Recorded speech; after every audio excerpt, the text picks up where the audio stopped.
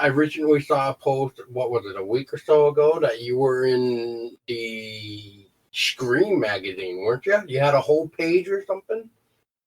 Yeah, in Scream Magazine. Yeah, it was kind of cool. They reviewed my film, and I went ahead and got an ad for the film. And Ken, he had one of the best, like quotes that I could use about the film as far as a write up. And I asked him, I was like, "Hey, is it okay if I use it?" And he said, "Go for it." And it's kind of cool to think. I mean, this magazine, it's right now they say it's the world's #1 horror magazine. I mean, I can go to my Barnes and Noble and get a copy of it today. So it's kind of crazy to see, Unlisted Owner in the pages. It has Hellraiser Judgment on the front, and then, it talks about one of my favorite horror films, classic one, Freaks. And I mean, it's just so cool to be able to flip through the pages and go, "Hey, there's Unlisted Owner." You know what I mean? It's just, just kind of cool. Ken, do you ever get a copy of it? You know what? Have not gotten my copy. I know that's wrong. That is so wrong of me. I need to get a copy because I want to hang it. For real, I'm serious. I have a little section in my office where I have all the DVDs, books that we have quotes on, and I have to get the copy of Scream Magazine to frame it and put it up to join uh, these credits. That's where we do what we do. I look at this wall. I'm like, that's what makes me wake up in the morning. Yeah, it's issue 48. So if you go to Barnes and Noble and say, "Hey, I need issue 48 ASAP," and hopefully they'll have it for you. Well, I would need to have it get sent to me because we don't have a Barnes and Noble where it's close enough or any type Our of. Oh man. our closest one is like an hour and 45 minutes from us. Yeah. Hey, mine's an hour and a half, so I'm right there with you. Either direction, either Burlington or New York, it's like an hour and 45 either direction. Yeah. So it sucks a little bit. Well, Yeah. at least you have a Barnes& and Noble. They closed all the locations near my residence, and the closest one. I mean, come on, people read books, I don't know why they close it down. And Why Barnes and Noble though? That's like such a big name bookstore. Yeah. Easy. my sentiments exactly. Yeah. I have to take the train And 45 minute ride just to go to the nearest one. Oh my God. Jesus. Oh man. Yeah, Barnes and Noble's been great to me because I've done 2 in-store signings. I did one in Evansville, Indiana, and then one up around Indianapolis, and I had a great turnout for it. They let me bring my big 6-foot tall movie poster, and I even had my trailer playing on our laptop computer. Of course, I had it muted, but it was such a neat experience to actually do an in-store signing. And I mean, I don't think I could have done that anywhere else besides Barnes and Noble. They've been really great to me, and I'm really, really glad they support not only indie authors but also indie filmmakers, and it's amazing. That is always awesome. And speaking of which, this coming October, for anybody listening that wants to take on the horror convention stuff, Scaricon for the New England is going to be coming to the Turning Stone Casino in New York on October 26th to the 27th. And I'm trying to be in talk with none other than Jed here to possibly see if we can get him to come possibly be part of that convention. Whether if me and Tessa have to get a table just to have Jed be our special guest, which we can in fact do that, Jed, by the way. Oh, cool. So, and for you guys, Ken and Stacy, if you guys wanted to be a vendor, this would be your chance to help get your podcast out there even too. And we went to the one a few weeks ago in Massachusetts, and let me tell you what, holy crap, the turnout is amazing. And I would suggest anybody who hasn't gone to Scaricon to definitely check it out. It is fun. Okay. It is fun, and if anybody wants more information, check out scaricon.com, and that will tell you how to become a vendor, who's going to be there for guest-wise, and everything else. And on that note, Jed is getting put on the hot seat, ladies and gentlemen. For the Oh second man, time. here we go. Oh, I please. smell Oh, bacon. please, let me start. Oh, you can start. Oh man, they're wanting to fight over who's going to do it first. Oh man. Okay, Jed. How have things been with Unlisted Owner? Things have been really great. I've done countless interviews. I've talked to people all over the world. I've had people who bought some T-shirts off me. I even have a T-shirt in the UK. I have one in Hawaii. I got one. I mean, it's nuts. I mean, and people from all over have been sending copies of their movies to have me sign it. We just did a meme competition for. There's a screenshot of Gavin with his thumbs up, and they're bringing a body out of the house. And some people think it's actually a screen capture from the movie, but it's actually not even in the movie. That scene we actually did one time, and my assistant director Brent actually snapped that picture of Gavin, but he had his back to me, so I didn't get Gavin in the shot, thank goodness. And then after we got in filming, I was like, what am I going to do with this picture? They're just going to think he's a disrespectful douche. And so then I came up with the idea for the meme competition, and I don't even know, I think we had over 30 some entries, which is crazy. So I'm sitting there trying to go through all these different memes. Actually, Tyler and Gavin are also helping me narrow down the top ones, and we're going to try to pick I think we're going to do a few winners because we had such a big response to all the different memes.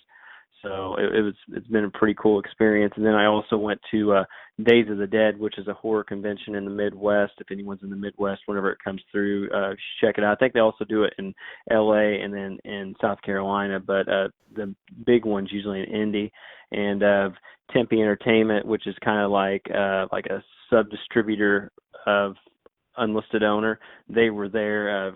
Writer and director J.R. Bookwalter, who did The Dead Next Door, Robot Ninja, a whole bunch of movies from the 80s. He's also did some stuff with Puppet Master, but he had a booth there, and actually we had some copies of Unlisted Owner. And just in the little time I hung out around his booth, I ended up signing like 2 copies. So that was a pretty cool experience, actually, sign autographs at a horror convention. But we're also working on a new T-shirt design, possibly. We got a new concept art of us as cartoon characters, Scooby-Doo style. So I'm excited to release that artwork and stuff. So I've been pretty busy with everything with Unlisted Owner here lately. It's been pretty crazy.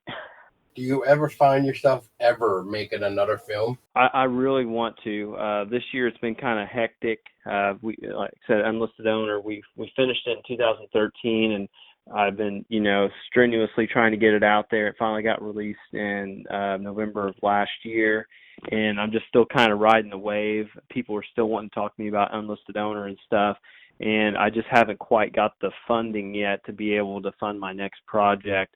I also recently became a father. My son, Jace Bryan, he's a little over a month old, so I've been trying to get adjusted to do what?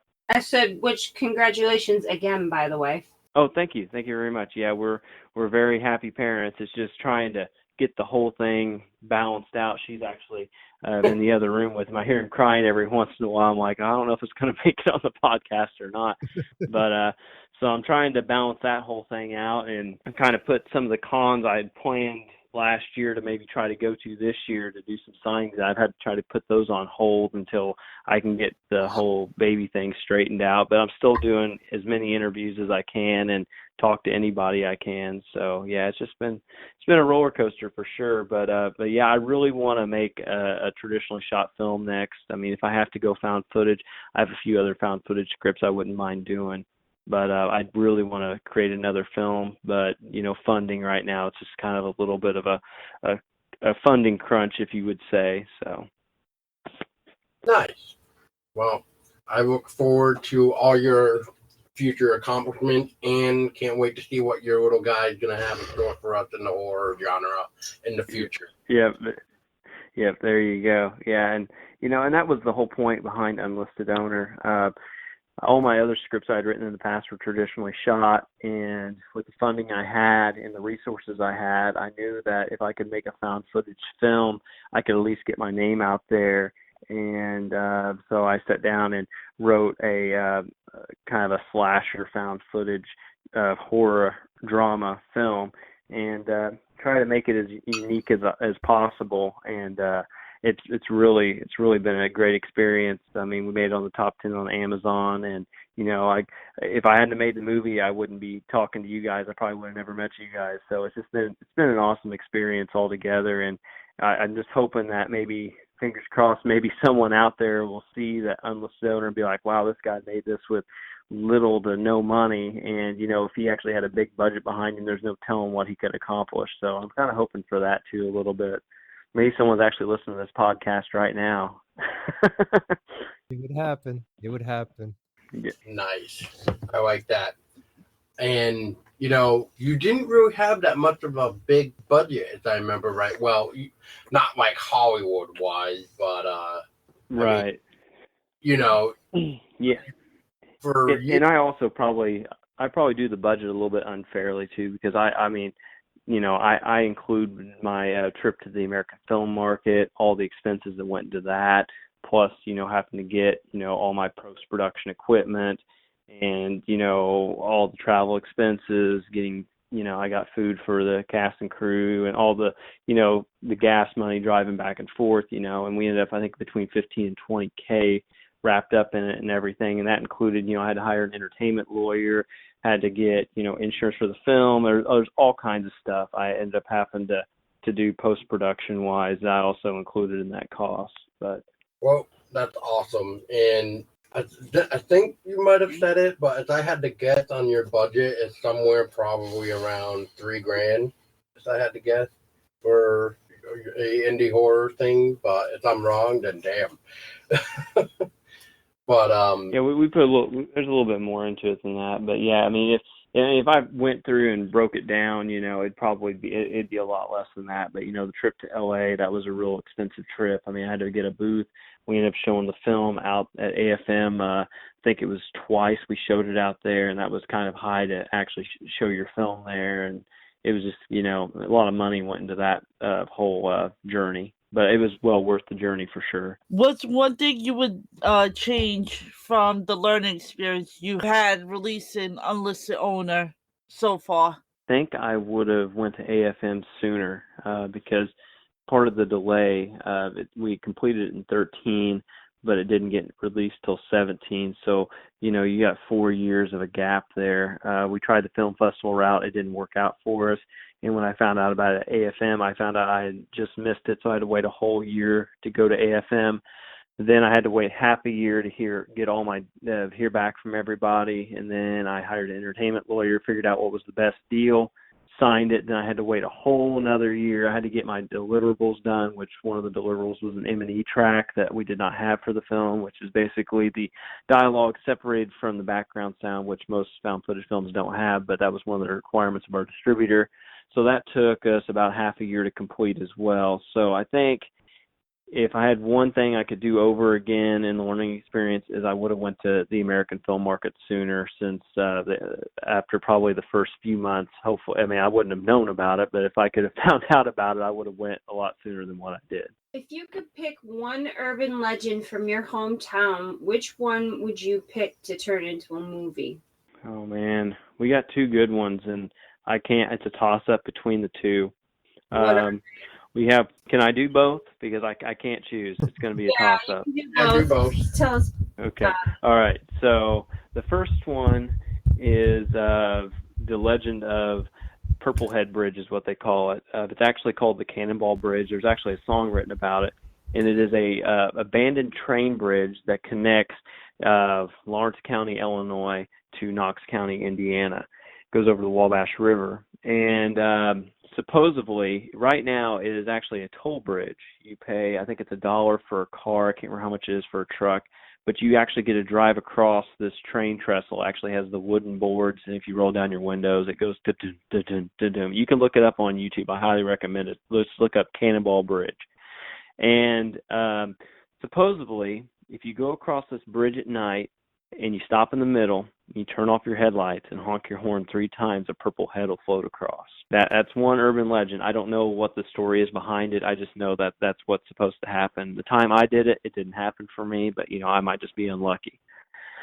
The other urban legend that we kind of have is in Lawrence County, Illinois, which is where I'm based out of. There's a town called Lawrenceville, and there was a woman named Elizabeth Betsy Reed, and she is the first and I think the only woman hung in the state of Illinois, and she was actually hung on the practice football field. It wasn't a practice football field then, but she had murdered her husband by slipping arsenic into a sassafras tea, and they put her in the Palestine, Illinois jail, and she burnt that to the ground, allegedly, and they accused her of being a witch, and they transferred her to the Lawrenceville jail, where they ended up hanging her. And rumor has it that they buried her in the Lawrenceville cemetery, but the people who had family members buried in that cemetery and who were probably eventually going to be buried in that cemetery were superstitious, so they dug her up and they took her to Heathsville, Illinois, which is north of Lawrenceville, where her husband was buried, and they buried her right beside him. And I've been to the grave a few times, and my wife actually, the first time I ever went, my wife took me in the middle of the night when we first started dating. She goes, "You ever been to her grave?" And I said, "No." So we went in the middle of the night, and they have a tombstone there that says, "Here lies," I think it's Edward Reed, death by murder, and "Here lies Elizabeth Betsy Reed, death by hanging." So it's kind of like a little creepy little thing, but yeah, so I would say those are the two kind of like urban legend type things that we have in our area. So I don't know, there might be an urban legend. If you go to the practice football field, you might hear something, but I haven't actually heard that. But those are two kind of creepy things that happen in our area. We have we went one night. We went up in the middle of the night, and my brother and my sister-in-law went with us. And my sister-in-law, she's not big into creepy stuff, and I was in front of the grave, and I was taking a picture, and she goes, "Jed, you're standing right on her." And I look behind me, and the actual hill that they're buried on kind of drops off in the back. And I'm like, "Well, actually, you would be actually standing on her grave."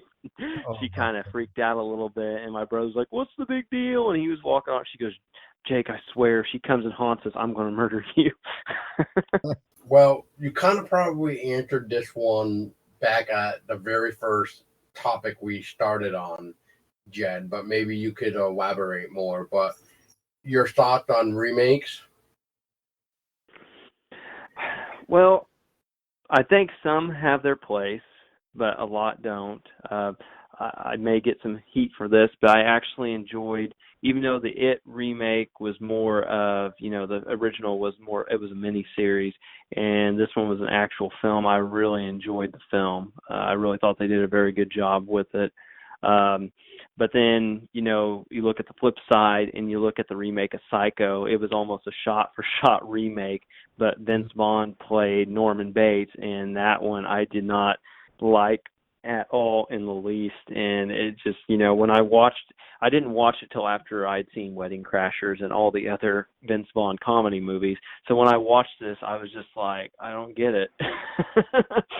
So, I think some remakes have their place, but I really think Hollywood, they really need to, loosen up a little bit, and especially in the horror genre. I believe that, they could invest in some of these indie filmmakers, and they could come up with something so original and so cool for not even close to the amount of money they spend on these remakes, and they would make their money back hand over fist. And it doesn't make any sense to me why they want to, keep going after the same thing. I mean, if they look back, they should realize that Texas Chainsaw Massacre, the first one, was an original film. They all had to start somewhere, and then they grew these big, huge fan bases behind them. I mean, Scream came out in the 90s, and it has a huge following. I mean, and it was an original concept. So why can't they can reinvent the wheel again, and if they invest in some of these younger filmmakers, instead of just saying, look, we're going to do another remake of Child's Play, or we're going to do we're going to do another, Halloween movie Rob Zombie's going to remake. It's just like, why do that whenever, there's so much original content out there. There's a whole bunch of original content creators that if they just tapped into those people and gave them a little bit of funding, they could make something so amazing that people have never seen before and just, inspire a whole new generation of content creators instead of just everyone being stuck in the same rut over and over. I definitely agree. There's been quite a few movies that turned into or ended up having remakes that I don't even care for. And one I definitely don't care for is the U.S. remake of the French film Martyrs. And, when I heard who the original protagonist was going to be for the remake, I started shaking my head and saying, "Dear God, no." And it was supposed to be Kristen Stewart from fucking Twilight. I'm like, no. So, Wow. yeah, it's sad sometimes what Hollywood comes up with, and it's like, you can make great content for a fraction of the cost and really make a profit at it, no problem. Paranormal Activity is a perfect example of that. They spent, like 12,000-13,000, I think, on theirs, and it is a huge horror franchise. They can just, if they would just reinvest that into, original content and original content creators, I think they could come up with something so amazing. Blumhouse, they're kind of like the trailblazer of like, we get it, we see. Jordan Peele, he tried to shop his movie around Get Out all over the place, and Blumhouse was like, hey, let's do it. And look at the accolades he's received with that. But Hollywood, for some reason, still hasn't woken up from that. He's up there, winning these awards, and they're still just sitting there just like, well, we're going to do a Child's Play remake. It's like, come on, the writing's on the wall. People want new original content. You look at Stranger Things, you look at all these other original and inspirational series and movies and stuff and how well they do, and then these remakes, people just go, why are you sending me this garbage again? But they, for some reason, are just not reading the writing on the wall. No, I agree. That's like that's kind of what I said when I heard that they were remaking Poltergeist. I was like, why? Mm-hmm. And I haven't watched the remake because I've just seen it. Every time I see the trailer, I'm just like, this is fucking stupid. like, why? And I heard something like the new cast anyway for the remake, almost kind of went through the same exact quote unquote curse like the original cast did. Almost, it seemed like, or something. Wow. So yeah, I don't know if that's really true or not, but that's what I've heard. Jed, for your final question, what are your plans for for Unlisted Owner? Well, I do have an outline of a script for a sequel, if it would go to that. There are people, like I think I told both podcasts, both DecayMag and Everything Horror, that there are people living in the house currently. So it may be a little bit of a challenge to be able to shoot the film, especially in the way that I have the script outlined. But there's always that possibility that they could move, or, I could make enough off an Unlisted Owner, or someone say, here's some money, get it made, see if you can rent it or whatever. So, and then also I'm going to try, this year cons are going to be a little bit hard, especially with the little guy and some of the, things we've dealt with him. So, next year I'm really going to try to hit it as hard as I can, I think, as far as going to conventions and trying to get my own booths and just kind of seeing how the convention thing goes and seeing if Unlisted Owners made enough for me to be able to fund my next project, or maybe try to go, try to get some fundraising endeavors going to try to be able to get the next project going. Because especially if I do a traditionally shot film, it's going to be a lot larger undertaking. I'm going to have a bigger crew, and a lot of my friends now are married and have kids like myself, so they're not able to help out like they were in the past. So it's going to be a little bit more of a challenge compared to the way it was last time, I think. But I'll make do one way or another. We'll figure out something. Just make a found footage in your house and you'll be good. And, I have thought about doing something like that. If worst comes to worst, I mean, I could do something like that. I kind of had a couple of ideas pop into my head recently that I kind of wrote down an outline for. I mean, it's more kind of a short, but there's a possibility I could always make it a little bit. I could make it into a feature film, just depending on what direction I wanted to go with it. So, I mean, there's always that. But I mean, I really, really would love to make a traditionally shot film. And I don't want to be, you know, I mean, not knocking found footage. I mean, I like found footage, but I don't want to be known as that guy that makes found footage films. I would like to make a traditionally shot film. I'll say it just like Tetsu will probably say it. We will support you either way. And just stop being an asshole to us, and we'll be good. And Wow. I wouldn't say that to a guy who is armed with soiled diapers. Yeah, there you go. Yeah, I know your address, Paul. no, for anybody with a joke, I used to all pick on Jed back when we used to talk about the interview. So that's why I go the jerk and stuff. So if anybody wants to know, no. That's why Jed is the asshole. I mean, good job, Jed. Good job. As I have mentioned earlier on, at first I thought this was like basic trivia nursing. I got that vibe from it. What are some of your experiences behind the scenes in filming Unlisted Owner? Well, if you make a movie with your friends, always remember to buy the wardrobe and costume, because if you have to shoot something a few months later like we had to, you may find yourself in a Macy's store with a picture of one of your actresses trying to match a blue button-down shirt that she no longer has. So that's one thing that I experienced behind the scene was continuity, especially with a found footage film. Whenever you set out to make a film for yourself, and you don't have the money to have a proper cast and crew, and you're wearing a lot of hats, you have to be, not only are you scouting locations, but, you know, especially in Unlisted Owner, I was acting, directing, producing, doing continuity, trying to do scouting locations, making sure all the equipment worked. I mean, it is just, you know, it's a lot for one person to handle.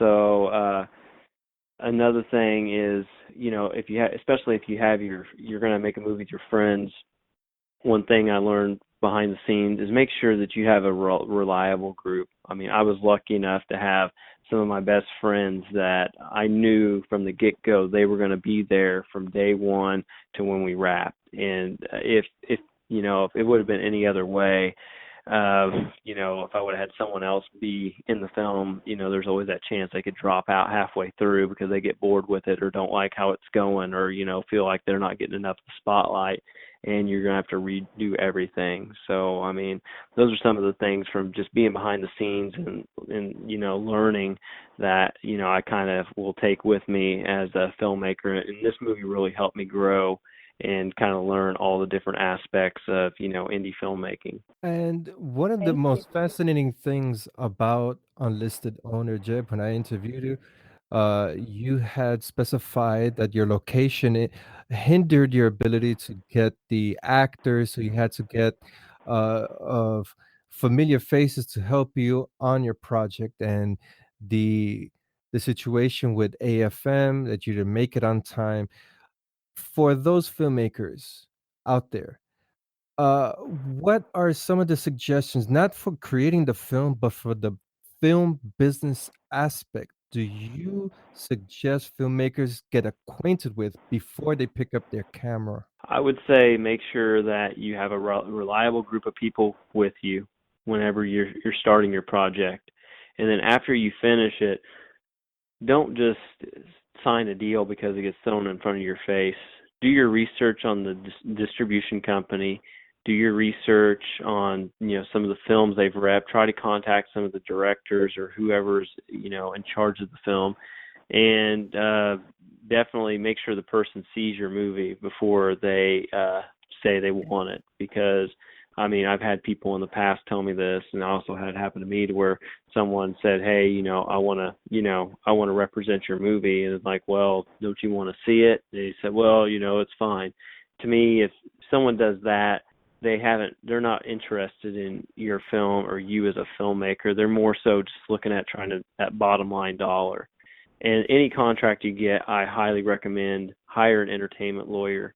Make sure they look it over, because I'm not a lawyer and I don't know any of my friends. I have some friends that are lawyers, but they don't specialize in the entertainment industry. And, also do your research on your lawyers. Make sure that you get a good one. And, take their advice and just that aspect. And, but definitely do your research. I highly recommend you do your research, contact filmmakers. Since I've done my film and signed my deal, I've had, I don't know how many filmmakers have contacted me, and I also had contacted filmmakers before I signed my deal. So definitely do your research. Cool. And this question, I see that you're utilizing social media for contests. You're always posting stuff. I follow you and all the updates. Now, following in the footsteps of Neil Blomkamp, who went to Hollywood, did his film, they fucked him over. He went over to YouTube, start creating his content. Do you foresee yourself creating content on the social media platform, Facebook, YouTube, Instagram, to challenge yourself in creating quicker, faster content for instant gratification and people to really get their Brian? It just depends. Like, I mean, it depends on the project. I've always been one of those guys that's been focused on, my vision, especially like a feature-length film. A lot of people who interviewed me in the past were like, well, we tried doing research on you, and it's just like, there was nothing, and then bam, unlisted owner. And that's like, well, that's kind of what I did. I just set my mind that I wanted to make a feature film. And, I'm not all about like getting all the YouTube views or getting, all the followers on social media and stuff. I just want to create my content and just put it out there and just kind of see what happens with it. And, I mean, I'm more of like a feature film type guy. I like to make something that, that people are going to sit at home on a, Friday night and check out. And, I get a lot of gratification from that, instead of just saying, oh, wow, this YouTube video has been viewed this many times. I mean, they don't get, to me, if someone watches like a YouTube video, they don't get the full gratification of, sitting there watching a 70-some minute film or hour and a half or whatever your film is. So, I mean, that's kind of like, that's more the direction I want to go, is like making, content that's, feature length. That was it for me. I thought you were gonna, I was just waiting for Ken to ask me, okay, yes or no, do your parents know you suck at making movies? And I was going to be like, No, but, to touch up on one topic that you did bring out about Hollywood investing on indie filmmakers, I would disagree in that arena, because we've seen two instances where that happened with Polaroid, for example, was a short film, and now it's in a legal battle. We don't know what the hell's going on with that. But Lights Out, amazing short film for YouTube. They got the investors. Hollywood put their dirty paws into it, and we got that.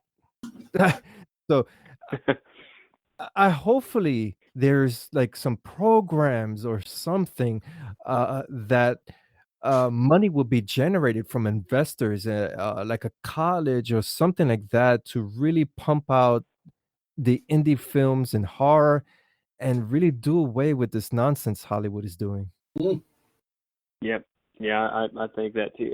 And there are a lot of new innovative things that have been coming out, especially, like with streaming platforms. For instance, there's an outfit, I don't know if you guys are familiar with it. It's called POV Horror, and it's a streaming service you subscribe to, and they specialize in found footage films. and Unlisted Owner is actually on the streaming site. It's the same outfit that runs FoundFootageCritic.com. I don't know if you've heard of those guys or not, but I mean, I foresee there being a lot more of that going on. Besides, the big ones like Amazon, Netflix, and stuff. I mean, I foresee like little indie horror channels popping up, and I mean that's going to be how you get your content. I mean, I really foresee that being the future. And I think that will really, it helps indie filmmakers. It gets their names out there, but also at the same time, there's so many indie films anymore. And it's just like, it's a competition to say, hey, let me take some of your time. Look at me. It's like, it's very hard anymore, especially with all the streaming platforms and stuff. I mean, it gives access to basically, it kind of levels the playing field in a way of like, okay, everyone's on the same playing field. Now you get to choose, do your research, and try to pick out which one you want to spend your, your evening watching. I agree. Yeah, I agree with that. And to answer your question, Jed, yes, I have actually heard of those sites that you mentioned. The filmmaker that I did the short film with actually told me about that site as well, because I guess they contacted him about his film, but yeah, he was telling me something like he didn't really like the approach he gave him, so that's why he refused to be part of the site. I'm pretty sure that's the site that he was telling me, but yeah, it sounds so familiar. Like, yeah, that's the site. So. Well, I like I said, I've had personal dealings with him. Michael Steinberg's the one that's kind of behind everything on it. Super great guy, super nice guy. Very, I mean, it's pretty amazing that him and his partner, they ended up creating Found Footage Critic, and their goal was to make sure every found footage film that they could find would be listed on their website, and people who are fans of found footage can actually go on there and rate the film. And they also do reviews of found footage films, and then they also have their streaming app, which my distributor, they worked out a deal or whatever to have it on that site, on that channel as well. So it's those guys are, I mean, Michael's super great guy. I actually talked to him earlier today. And but yeah, it's pretty awesome that you have these people that are, it may not be Hollywood, but you still have people that are getting behind indie filmmakers and trying to get your name out there and promote your product. Oh, I agree. I mean, it's always good. I mean, there's not enough people nowadays that really do much for the indie horror, because they're focused like the big Hollywood people, because that's what right. the hot thing is. It's not worried about somebody like you per se. It's just trying to help out that next big Hollywood star. Right. Yeah. I mean, and that's another thing too. I mean, in this whole process, I mean, I've made a lot of friends, but I've also gotten a lot of cold shoulders. I've tried to talk to several of the bigger horror sites and stuff, and a lot of them have never even posted my movie was even being released, and they're supposed to be a horror specific site, and this was a new release coming out, and they didn't say anything about it. Sent emails, tried to get them to review it, never reviewed it. Scream Magazine was nice enough. They're probably the biggest publication that, or website that we've actually been featured on as far as a review goes. But it just it is kind of sad that some of these bigger horror sites, they just kind of look at you and say, whatever. And then, even whenever the film made it in the top 10, they still wouldn't even look at me. But yeah, I mean, you just gotta kind of, swallow your pride a little bit and just keep on going. Man, that almost reminds me of a time where back in the day for Kickstarter, there was a project coming out by the name Allison Road. I don't know if you guys are familiar with that. Yep. Yeah, it's on. I think it's on Amazon. I actually used to talk with one of the writers. I don't think he writes for Bloody Disgusting anymore, but the guy's name was Adam, and I actually messaged him once, and I'm like, hey, I don't know if you heard about this game, but you should reference me that I showed you this game or whatever. And somebody did a post on Bloody Disgusting, and of course, they of course took the credit as they found it and blah blah blah, and I'm just like, wow. If it wasn't for me, you guys wouldn't have even known about the game. So whatever. Sorry, buddy, disgusting. If you hear this, which you probably won't, but not sorry. I'm just putting it out there. Anyway, yeah, that wrapped up your hot seat, Jed. Now, All right. for the final thing before we say goodbye to everybody, is I just want to see what everybody's thoughts are for the future of horror. And I think a very good topic to probably bring up one is Ken.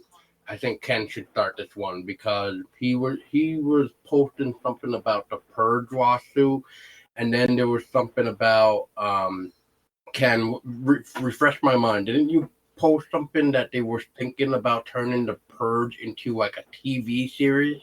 Yes, and with The Purge, this is one of the instances that a film to TV adaptation would make sense because there is no protagonist. There are many stories that could branch off of this, but I'm weary. I don't think it would pass season 2. And why I keep bringing up season 2 is because most uh, film to TV adaptations never make it past season 3. So that's my prediction, season 2. Anyway, yeah, Settlers Day is the original script for The Purge, part 1. And the screenwriter for that, he submitted it over to agents that represent James DeMonaco.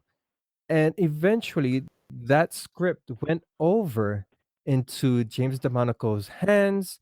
It went over to Universal, which is the distributor of the film. And so the last news that I read from sources is that last year, Blumhouse and Universal were trying to get this case tossed out, but the writer of the script of Settlers Day proved this case, and the judge actually saw the similarities that you cannot deny. They're exactly the same thing. So the writer, all he wants is $5 million and credit that he created The Purge, that he wrote this Settlers Day, same plot, same everything, and that's where we're at right now. Yeah, I just actually heard today or yesterday that because of the way Alien Covenant turned out, that the future of Aliens might lay in the hands of being a TV series. And I don't know if you heard of that, but yeah, so I guess Fox or Walt Disney, whoever the hell is in charge, is going to be in charge of it now. Is definitely I guess planning a TV series possibly for the future of Aliens. I don't know how I feel about that, and I just look at it as a great big failure. But I don't know. I mean, like with the Purge, you were saying there's no there's no main protagonist. Okay, so is that what they're gonna kind of be doing with Aliens? But then that just makes no sense because then it's one great big killing universe then of just the xenomorphs or whatever, just killing and just not warning any strong lead characters. And I mean, in my own personal opinion, we haven't had a great lead actor for Alien since like Sigourney Weaver. But that's just my own take, and I don't know if that's the way future horror is gonna become, is trying to be TV series. Then it's gonna be like The Exorcist. It's gonna be like Lucifer, which, by the way, Lucifer I guess was saved by Netflix. Yeah, I don't know. I'm just waiting to hear something stupid that all these horror things are just going to turn into a TV series. hell, maybe we might hear that the Texas Chainsaw Massacre is going to become a TV series. How that would You never work? know. Exactly. Mm. So, See, I think like a horror TV show, it'd be a lot better if like someone like, Stars or HBO or, an outfit where there's no like limitations to what they can create content wise, instead of like a major network to where they're limited on, violence, nudity, sexual content, all that stuff. And, it really limits the content creators. So I think, if a horror series is going to exist, it really needs to exist on one of the movie channels or on Netflix or an Amazon original series, something like that, to be successful. Absolutely. Absolutely. And to touch up on the Purge TV series, the only reason why it's piqued my interest is because it the leads for that first season are Latinos. And from what I've read on the research for that TV show is that the producers went to South America and scouted for up and coming Latino actors, and they have Gabriel Cervera and Jessica Garza, and the series is directed by Latina Nina Lopez Corrado. So that just brings up for this topic, the future for horror is diversity. Really, what we need is more Latinos, more Asian, more African American, really coming to the forefront, and they're hindered by Hollywood by not showcasing these films. And if you look on the independent circuit, you have so much rich talent from across the board. And it's really sad in a way that they're not getting the recognition they deserve. I was going I agree 100%. I mean, you look at Jordan Peele. I mean, like I said earlier, that should be writing on the wall that there's good content out there. They just need to look for it and put their money where their mouth is. They talk about how everything needs to be diversified, but then yet they are so narrow on what the content they want to create. agreed. And speaking of content, Ken, have there even been any type of like content posting at all about the first season of The Purge, or has it been kind of shady, meaning like like it's kind of being left in the dark? We actually covered this topic, and the first season, if I'm correct, will begin. Let's see, September 4th, 2018. So we're looking at the series to begin then, and really with the upcoming demise of The Walking Dead, this is an ample time for horror drama to really develop. And perhaps this may take the place of The Walking Dead because after season 9, I don't foresee that show continuing. As we all know, Andrew Lincoln, he's leaving the show, and you can't have a show without the main character. That's true. But I was just saying in general though, like has any other websites or anything been talking about it, or has it just been left in the dark? No, the entertainment, the main big players in the entertainment that cover entertainment news, the Hollywood Reporter, for instance, they've been covering this topic. Well, so yeah, it's not rumors or anything. They got the cast and everything. It's pulling through. Okay. Okay. Yeah, I the reason why I'm just asking is because besides from you posting about it, I haven't really seen much information about it. That is why I was asking if it's just not being left in the dark and stuff.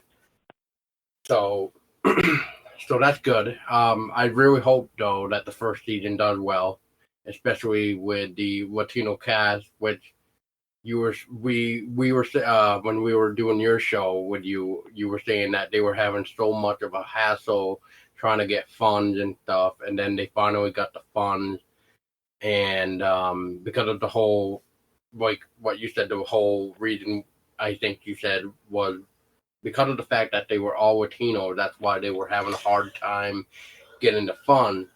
So I guess, I don't know. Do you, in your own opinion, Ken, do you think because of race being involved now, it seems like, do you feel like that's going to interfere with the horror genre? Like you know what I'm trying to say? Yeah. Oh no, it's across the board. Across the board, that let that is the issue of racism. I mean, now we have the topic of the Me Too movement and all this stuff that's going on, which frankly, yeah, it's cool. Yeah, women are coming out, they're talking about the bad experiences, but guess what? That's been happening for years, and it's going to continue to happen despite this movement and all these protests or whatever. The people who are getting put out of work or getting charged, those are just the scapegoats. And unfortunately, the entertainment industry is ripe with racism, and is not how you create your content. You could create the most stellar shit in the world, is who you know. And it's sad to say that's always going to be like that in Hollywood. Fair enough. Stacy, what are your thoughts for the future of horror? Well, I'm going to say my hopes is that the indie scene comes out even more because, as we've all discussed, and our sentiments are all pretty much the same, Hollywood and horror just don't mix for the most part. And I feel like the horror industry really relies on the indie scene. And I just wanted to get to a point to where pretty much any film that's made can have a theatrical release. And indie creators can, share their creativity without having to censor their movie, their ideas and everything. So we can get films such as, for instance, a Serbian film in theaters and not have to, censor it or bring it down to please, Hollywood or anything. So that's where I'm hoping that the horror scene gets to. Because honestly, I will have to say the indie scene is my favorite. I mean, it makes some indie directors make some of the best films ever. And horror, they have their little gems, their rare gems here and there, but overall, the indie scene is where it's at, and I want to see it thrive even more. I see a big change, like how things are going back to the way they used to be, like horror game wise. Meaning like with Resident Evil 2, the remaster, things like that. They are bringing back the classics to a new extent, but keeping the content the same way, which I'm happy about that. Movie wise, I think they could get a little bit more creative, like, and do their own storyboard instead of overtaking old ones that should be left alone. But that's pretty much my whole situation with the horror. We won't get Ken started on Resident Evil remake. Well, I'm not so sure with how everybody keeps doing remakes, and nobody can come up with like original like horror concepts barely anymore. I'm hoping that something good comes of horror and it's not completely, I guess, wiped out and washed out and becomes shite. I'm really trying to be hopeful for the horror genre and hoping that it hasn't died with most like horror director geniuses, in my opinion. So I'm going to try to be hopeful for horror. We'll see what comes of it. I guess that's all we can do. We just sit and wait, I guess. Hopefully nothing gets canceled by the first season. Like I said before. before, The Exorcist, and what was the other one? The Mist, I think, when they were trying to do a spinoff for Stephen King's The Mist, but that seemed to have failed too. As far as like horror for films go, I mean, I think it's on the rise. I mean, it seems like, especially this past year in horror. I mean, it did amazing at the box office. You got what was it? Get Out. It did amazing at the box office. Then you had A Quiet Place. It did amazing at the box office. I really feel like horror is on the rise, whether Hollywood wants to admit it or not. And I really do think Hollywood will eventually get on board with horror again.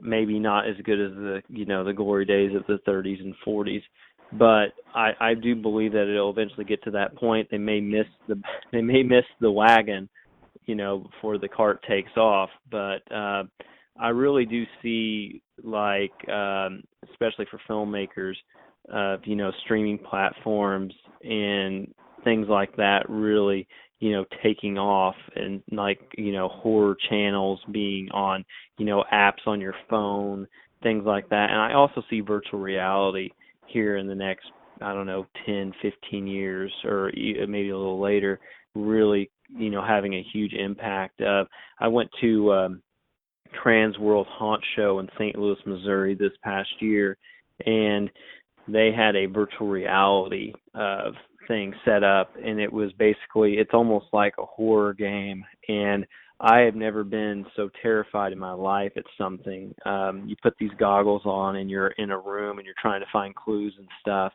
and the way they ended the game was you had to kill yourself, and that was terrifying to me. I was up high, I had to walk across these boards and stuff, and I'm like, you're in the middle of a big convention center. There's no way you're going to fall to your death. But there was like a little crack. I kind of cheated. There's a little crack between my goggles and my cheek. So I went ahead and just looked down at the floor through that little crack and jumped off. And they said, well, that's how you had to end the game anyways. So I really do feel like virtual reality is going to have a major role in horror. It may be a little bit longer than what I think it's going to be, but I really do foresee that really, getting to that point. And also horror gaming and horror. I mean, you go on, the Microsoft store, or, any other gaming platform marketplace, and there's just so many horror games anymore, and I just love it. I mean, I'm not just down to, Resident Evil or, something like that, that I go to Walmart or wherever to buy. Now I have access to all these different horror films that all these different content creators are creating, and I just feel like it's just going to be even more on the rise as we get into the virtual reality realm. And it's just so exciting to kind of be like part of the horror, thing right now as it's on the rise, and I just love it. I feel like that we're riding a wave right now. It's just going to keep going up. But yeah, I agree with you there, because I've dealt with covered some upcoming horror animation for VR. And most people think that VR is for video games. Imagine watching a film in VR. Yes, And you VR can't film. take the goggles off your face. You're in it. Yeah. And this horror animation, I mean, it was something you'll see on Nickelodeon, but for VR, it's amazing. Yes, I agree Yeah. with you. Yeah, this is the future, and it's going at a fast pace too. We can't keep up with Yeah. it. Well, the TVs are what, Right. 7K now, 4K. Yeah. Yeah, because I mean the virtual reality, I mean it's crazy. I mean they have virtual reality haunted houses is what it basically is. I mean, when you play a horror video game, you're pretty much walking, especially if it's a haunted house, like Outlast. I mean, you're in a haunted house technically. I mean, it's a horror, it's like all kinds of horror stuff going all around you. And I mean, whenever I go to Trans World Haunt Show is like, I highly recommend everybody go to it. It's amazing. You have some of the most innovative people who do props, makeup, all kind. I went one year. They had a casket ride. You actually get in this casket, and they shut the lid, and it's these guys taking you to the cemetery, And as soon as I got in the casket and they closed the lid, I smell funeral flowers. And then they load me up in the vehicle, and it vibrates like I'm in a vehicle, and I smell exhaust. And then it sounds like they're throwing dirt on top of the casket. And yeah, it's amazing the stuff that people are creating anymore. And the internet has really played a vital role into all these content creators bouncing ideas off each other and coming up with completely new concepts. And it's just amazing. It's just such a cool time to be, a horror fan and just, kind of see how it's evolving. I just love every aspect of it. Absolutely. Yeah, that's so true. We're living in the good times right now with the social media and the computers and everything. Yes. And just to I didn't want to sound pessimistic with my commentary on Hollywood and the treatment of African Americans and Latinos and not giving uh, the diversity a chance. But in a recent interview, I don't know if you are familiar with Robert Lasardo. We actually interviewed him, and he starred in Really? Centipede 3, Yeah. Hmm. Death Race, Anarchy Parlor, and this guy he was spitting truth. I mean, I was shocked at the stuff that he was saying that he went and he continues to go through as a Latino in Hollywood. So it's all up to the independent circuit to if you see something, you like it, you enjoy it, promote it, retweet it, talk to just get the word out and help each other out. I think as a community, it's our duty to do that as journalists, as podcasters. That's so important. Well, It is. I mean, back to the virtual reality. I mean, I have the VR for the PlayStation. I mean, I played like some horror game for it already, like Paranormal Activity, and one called The Weeping Dolls, and there's a few other games that I've played, and then we got some upcoming horror games that mainly designed the game as to also be used in the VR. Like another game that I'll bring up is like Agony. There's another game coming out called Visage that's gonna be taking you into VR, into the world of Visage and stuff. And I mean, I haven't gotten a chance to try Agony in VR, but I could only imagine what that would be like just be seeing hell around me with all the demons and stuff. I can only imagine. The thing that technology can do, especially with VR, I can only imagine what we're gonna be getting in the next 10 years for virtual reality. It's improving almost every other month, it seems like, because we hear something has came out new for VR, and now people are trying to, you know, use this new software and stuff like that. Like it just sounds so crazy. Enix Studio is a good example. They've been working with a new type of VR program for their game, and it's the way he described it on some of his posts just makes it sound much more interesting. Of man, I can't wait to put the goggles on and just experience this for firsthand. So I'm with you on that, Jed, about the VR and stuff. And as for the horror animation, man, I can only imagine what those are gonna be like. That was an experience because not only did I had the goggles on, but they sit you in a chair, and the chair was actually moving. And when the two kids were going through the dinosaur, it was about dinosaurs. So you were going up and down, the chair was moving, and he had it was great. but Wow. but also keep aware, VR is also changing the landscape for museums and art uh, galleries. So imagine you want to go to a museum or visit a site like um, there's sites in Iran and Iraq that were destroyed by the insurgents over there. Unfortunately, that's history. But fortunately, there were some photographers that took pictures before that happened, and that is permanent. It's cataloged in the virtual world, so you could visit these sites. So there's so much expansion for VR. It just gets more crazier and crazier, I swear. Actually, the VR that's actually bringing out to other places, which is not that expensive, are the Oculus. They're the ones Oculus. who are bringing it to like landscapes and things like that. The other set is not really that movable. Is that the Vive Yes. or something like that? Yeah, the Vive. Yeah, I always keep hearing stuff more about the Oculus than I do the Vive or whatever it's called. And then PlayStation is talking about upgrading their VR thing, and it's just like, oh yeah. So yeah, it's just technology though. Everything is going to be getting upgraded. I mean, hell, before you know it, pretty soon we can probably do interviews with our boxers on. I mean, I don't know, through the goggles. You know, I thought that was the dress code right now. Yeah, what are you wearing? I'm wearing my pink polka dot. Damn it! Oh man. Thank you guys so much for listening. I'm probably going to be breaking this down into 2 episodes just because of how long this has become, but that's okay because it's all good stuff. And I appreciate Ken and Stacy from DecayMag for stopping by. I appreciate Jed.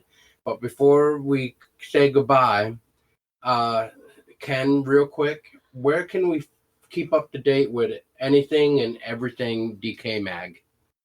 Certainly. Just visit decaymag.com, decaymag.com. And I always say this joke that we are DK Mag, not DK Magazine or the letter DK or the word DK, DK Mag. All our social media handles are at DK Mag. And our podcast is on Google Music, Spotify, Stitcher, TuneIn, iTunes. And if you got a Google Home device, I hope mine doesn't turn on for saying this, but okay, Google, play DK Mag podcast, boom, like magic. We show up on your speaker. Listen to us, check us out. Jed, where can we find everything about you and Unlisted Owner? Well, if you want to check out Unlisted Owner, you can buy the DVD, which I highly recommend. We got some special features on there. You can get that through Amazon, Barnes & Noble, FYE, and if you're into streaming and don't want to have a physical copy, you can stream us on Amazon, Amazon Prime, YouTube, iTunes, Google Play Store, and the Microsoft Store. If you want to follow us online, you can go to our website, www.unlistedowner.com. We got some content on there, trailer and stuff. You can also follow us on Twitter at Unlisted Owner, Facebook at Unlisted Owner Movie, and you can also follow me on Twitter, Stix1427, and then also on Instagram at Mr. Mr. Jed, Jed _Brian, Briam. And you can find the Everything Horror Podcast everywhere on social media except for Google Plus, unfortunately. Wayne, I know, I'm sorry. All our at tags are EH Podcast, so EHPODCASTS. And you can find us mainly on Facebook, Twitter, Instagram. And if you want to learn more too as well, check out our website at ehpodcast.com, which will pretty much show you every article that we've now written for Movie Wise or upcoming episodes like this. And it can bring you to our Patreon where you can pledge anything a month and get rewarded. You can donate to us at PayPal if you didn't want to do anything for Patreon. We are going to be running a charity for cancer on September 1st, and that's going to last all the way up to November 1st.